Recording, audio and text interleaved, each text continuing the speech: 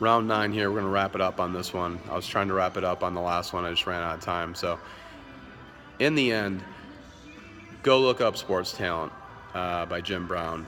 Go to the CSA Prep Star or NCSA or Go Big or Big Recruiting or Be Recruited.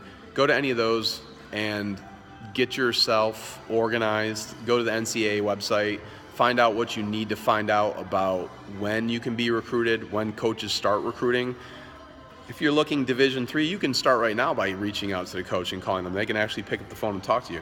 So if it's not Division III and you're thinking above that, like, you have some work to do. I mean, you're not, it's the odds are not in your favor, but that doesn't mean to stop. That just means get good information, sit down, make some good decisions, or just make some decisions. Get better at making decisions. Study making decisions. Start learning from different performance leaders. Like, get online, start subscribing to some podcasts, start subscribing to some different channels on YouTube. Start understanding what you need to know to become better at things. And you better understand, if you come here, I am going to harp on you about your GPA because it matters. And if you go to any high school sporting event and they say it's an extension of the classroom on the field, then if you're a good student, you better be applying that same thing to student athletics. So that means you should be practicing, you should be trying to learn, you should be trying to be, a good teammate, somebody who's productive and participating in class and all these other things. That's great. You better be volunteering in your community. There's so many things you better be doing that you don't even know. One of the things is saying no. One of the things is understanding, and we say no more now than we ever did before, because we're not going to work with everybody. Okay? We refer, like, for specific sports, we have baseball players, we have football players, soccer, we have all sorts of players. So I don't coach an individual sport because we refer back to other people. If you're coming in for wrestling, I'll say, okay, we're going to sit down and look at all your performance needs.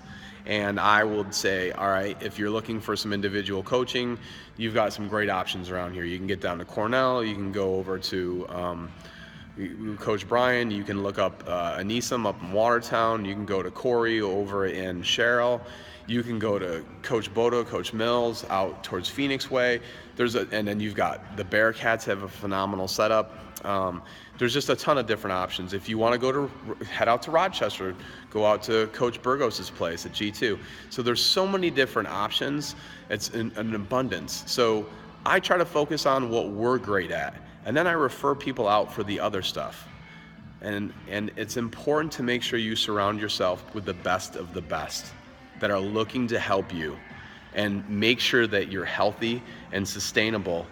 And if you're working with people who aren't creating healthy and sustainable athletes, then you've got to ask yourself the question, why is that not happening? Okay? Or if you're working with a coach or you're at a school where they haven't produced somebody at the level that you're looking to get to, then you've probably got to ask some better questions to yourself. How am I going to get to that level? Who got to the level that I'm looking to get to that was from a similar situation, and what decisions did they make? What did they look like? So again, that role modeling. So just wrapping all that stuff up again, have a good diversified movement background. That could be from 3 different sports. It could be just from working different movements. So you could be join a dance program.